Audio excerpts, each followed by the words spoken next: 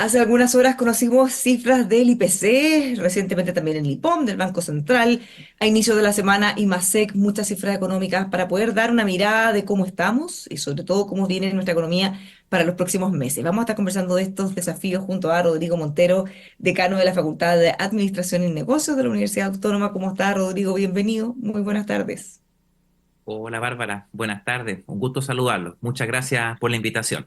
Muchas gracias por estar con nosotros nuevamente y partamos por el final. La cifra que conocimos esta mañana, 0,3%. Tenemos un acumulado de 4,7% en el año anual, en los últimos 12 meses. ¿Qué le parece? ¿Cómo estamos con esto? ¿Era lo que se esperaba? Sí, mira, a grandes rasgos te diría yo que el dato estuvo en línea, tal vez un poquito por arriba de las expectativas que existían en el mercado, tanto en la encuesta que regularmente levanta el Banco Central como en el sondeo que se hace con distintos analistas. Estábamos como ahí. Yo no lo calificaría como una sorpresa particularmente negativa.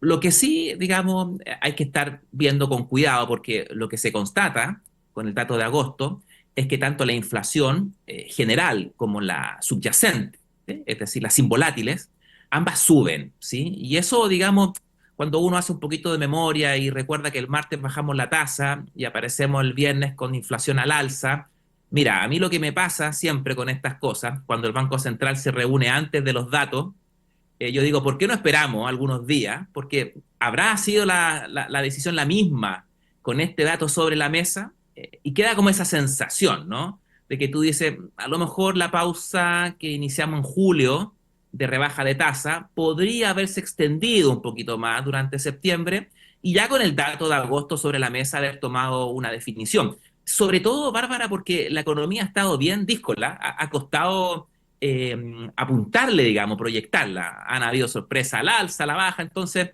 como que queda esa sensación, ese sabor de boca. Pero bueno, tampoco el acabose es un dato, digamos, que hay que tener presente porque nos mantiene alerta con la inflación. Una cosa que es importante es que finalmente al ver esta cifra, el alza de la luz no se refleja en este mes, o sea, lo vamos a tener y eso sí o sí va a estar reflejado y nos va a dar un alza importante, probablemente la próxima, eventualmente la siguiente, pero no se puede soslayar que la vamos a tener. Mira, sí, hay un supuesto fuerte que hace el Banco Central en su informe de política monetaria, que es que apareció esta semana, y básicamente ellos por ahora, con la evidencia que tienen, digamos, acumulada, descartan que el shock de oferta, digamos, que estamos experimentando como consecuencia del alza de las cuentas de la luz, vaya a ser muy persistente y que se vaya a difundir mucho en la economía. Es un supuesto, digamos, eso está por verse, aún quedan ajustes que hacer además a las cuentas de la luz. Hay un choque importante en octubre, otro en enero. Entonces, yo diría que es noticia en desarrollo. Aquí la decisión no es fácil, digamos. Obviamente siempre hay riesgo de bajar la tasa, sobre todo para un ente rector como el nuestro, que tiene que cuidar una reputación, un historial de una lucha contra la inflación. No tenemos que relajarnos ahora al final, puesto que sobre todo lo que estamos viendo, digamos, es que nos estamos alejando de la meta. La meta es 3%, no hay que perder de vista eso, en 24 meses, pero nos estamos alejando. Los indicadores de inflación general y subyacente aumentaron durante el mes de agosto, entonces hay que ir calibrando ahí la mano, de alguna manera, para evitar que la economía vaya a sobrereaccionar con el gasto, digamos. Ahora, el ente rector también dice y comunica en su IPOM que ve a la economía, al gasto sobre todo, más débil de lo que lo había visto anteriormente. Entonces ve una economía que está muy frágil, con un gasto muy deprimido, y por ahí la justificación de que la rebaja en la tasa de interés no debiera generar mayores dificultades por ahora. O sea, en el fondo, estas dos malas noticias, porque ellos constatan que la inflación no está tan controlada como hubiéramos esperado, tampoco es que esté fuera de control, pero ha costado más bajarla de lo que queríamos y esperábamos. Pero en el fondo, la debilidad de la economía, del que vamos a crecer tampoco, bueno, eso les da más espacio para que puedan bajar la tasa, porque no es que todo el mundo se va a volver loco y va a salir a gastar, a tirar la casa por la ventana. Exactamente. Y la debilidad, digamos, es transversal, pero la debilidad que más preocupa al Banco Central, porque es la que gatilla fenómeno inflacionario o presión en los precios, es la debilidad por el lado del gasto. Vemos un consumo todavía muy frágil, muy débil, bueno, que va de la mano también con un mercado laboral que no genera, ¿verdad?, mucho crecimiento en el empleo y en masa salarial. Entonces, por ahí no ve presiones de gasto. La inversión Se constata nuevamente una caída para el presente año, ya el año pasado había caído, este año cae de nuevo.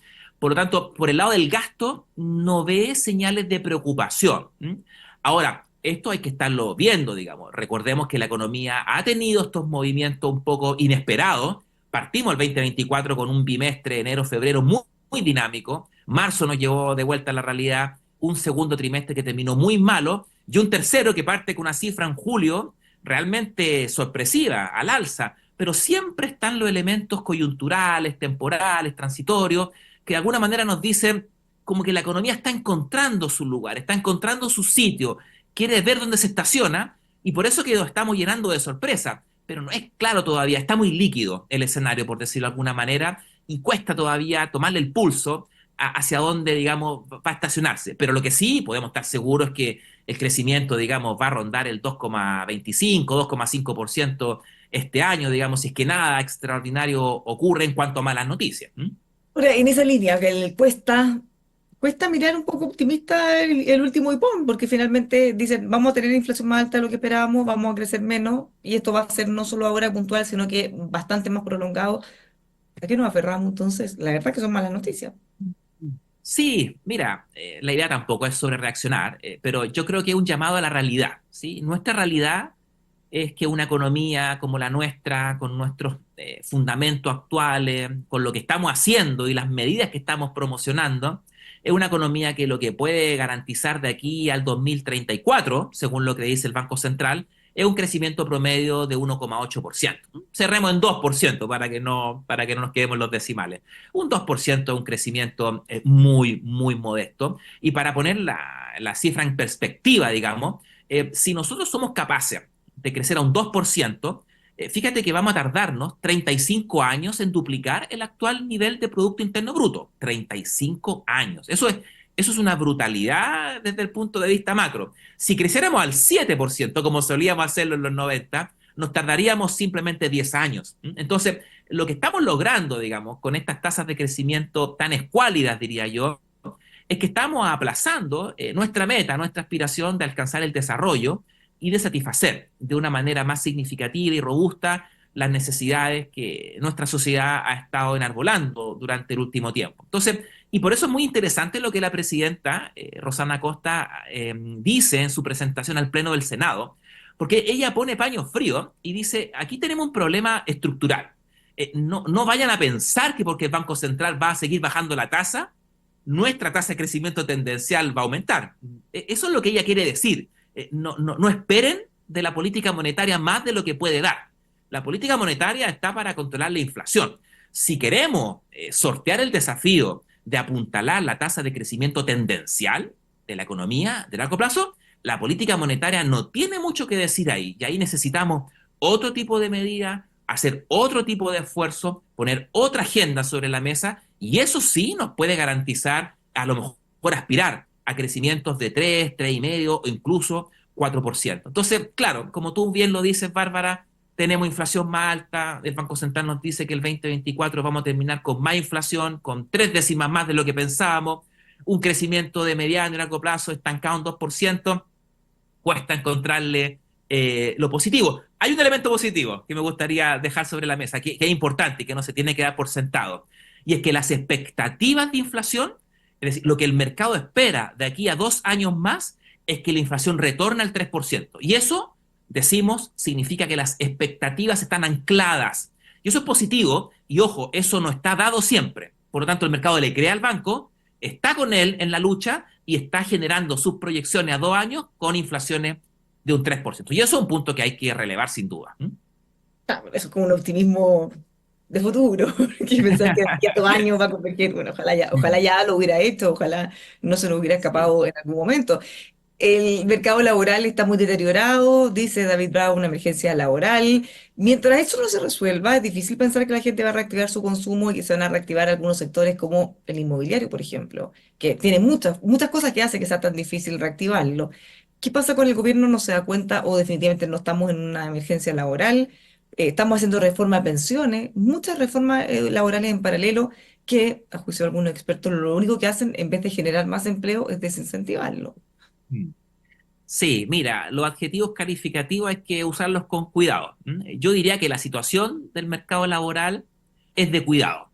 Necesitamos atender la situación actual del mercado laboral y sobre todo pensar en aquellas reformas que ya hemos aprobado, ¿sí? Y que ya están y ya son, digamos, y van a terminar afectando de alguna otra manera la capacidad que tiene nuestra economía para generar empleo, pero también hay que pensar en la agenda que estamos promoviendo y de qué forma eso va a afectar también en el futuro al mercado laboral. Hay muchas cosas que no hemos resuelto, como la reforma de pensiones, eh, tenemos el tema de la negociación ramal, hay muchos elementos que están ahí todavía rondando y uno dice, bueno, pero el mercado laboral será capaz de poder sobrevivir a esos shocks en el sentido de poder recuperarse y volver a los niveles que teníamos pre-pandemia, porque ahí está el punto que releva al final del día David Bravo, y también se lo he escuchado a Tomás Rau, respecto de que no hemos sido capaces de retomar las tendencias que teníamos previo a la pandemia, como sí lo han hecho nuestros socios o nuestros vecinos, digamos, de la región.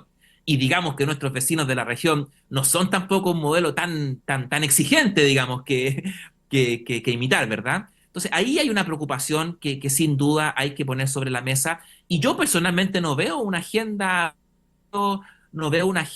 pro capacitación, pro reconversión laboral, que permita a las personas poder aspirar a nuevas y mejores oportunidades. Más bien veo una serie de elementos que encarecen la contratación de mano de obra. Y si tú encareces la contratación de mano de obra, inevitablemente eso va a afectar la creación de empleo.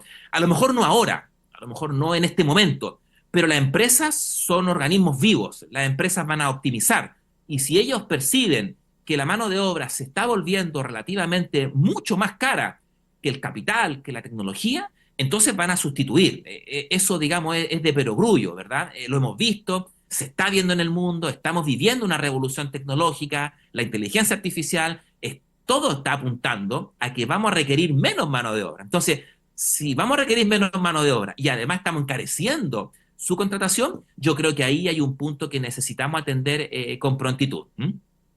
Ahora, esto en el contexto de un ambiente un poco complejo con las expectativas, los empresarios y los gremios empresariales se han quejado estos días que han tenido varios encuentros nacionales en distintos puntos del país, que el presidente no ha asistido a ninguno. Entonces dicen, ¿cuál es la señal que se está dando? ¿No les importa el crecimiento? ¿No les importa este sector? ¿Usted cree que algo de eso puede haber?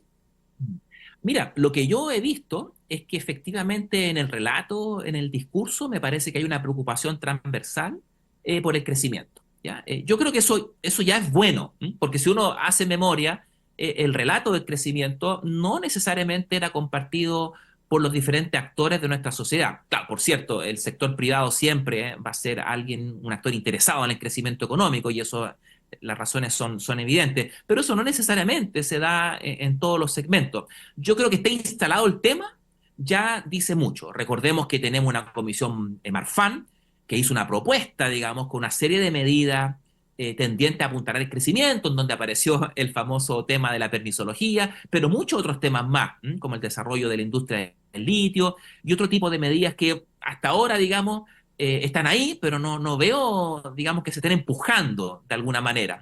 Entonces, hay iniciativas, hay propuestas sobre la mesa. Me parece que lo que está pendiente ahora es tratar de generar, aglutinar alguna suerte de agenda de corto, mediano y largo plazo para poder apuntalar el crecimiento económico. Ahora, cabe hacer la salvedad, Bárbara, de que estos proyectos exigen mucho esfuerzo de corto plazo, tal como lo dijo la presidenta del Banco Central. Y los rendimientos, los frutos, son a mediano y largo plazo. Las cosas que nosotros hagamos hoy día seguramente van a terminar impactando el crecimiento de finales de esta década. Entonces, mientras antes lo hagamos, es mejor, porque si no comienza a incubarse también una suerte de frustración en parte de la población al no poder aspirar a mejores condiciones y a no darse la movilidad social, que es lo que todos de alguna forma tratamos de promover, ¿no? Que si tú te esfuerzas, si tú inviertes en ti mismo, tú puedes lograr saltar en el escalón de la distribución de ingresos. Y eso, de alguna manera, se evita o se impide si es que no generamos oportunidades de crecimiento y de prosperidad para todas las personas. ¿Mm? Claro, cosa que ya hemos visto con preocupación. Ahora, mirando otros temas económicos, se ha seguido dando ruido esta transacción que se hace por parte de Enami, Quebrada Blanca, la venta a Codelco. Se ha defendido por parte de la compañía, pero desde afuera, desde Sonami y otros expertos dicen, esto es muy complejo, hay que revisar por qué se hizo de esta manera, por qué no se licitó, será que se vendió a unos precios mucho menor, algunos que estiman que hasta la mitad de lo que realmente valía lo que fue vendido, otros se cuestionan por qué lo compró Codelco, en qué le aporta Codelco o por qué se está desembolsando una cifra que no tienen. Sí, efectivamente, esto último ha causado mucho revuelo, mucha discusión. Porque básicamente lo que uno espera, digamos, es que las decisiones, sobre todo cuando involucran los recursos de todos los chilenos, ¿verdad? Las empresas estatales, digamos, de alguna manera nos pertenecen a todos, y uno quiere que las empresas no solo se autofinancien, sino que también sean capaces de crear riqueza, de generar riqueza.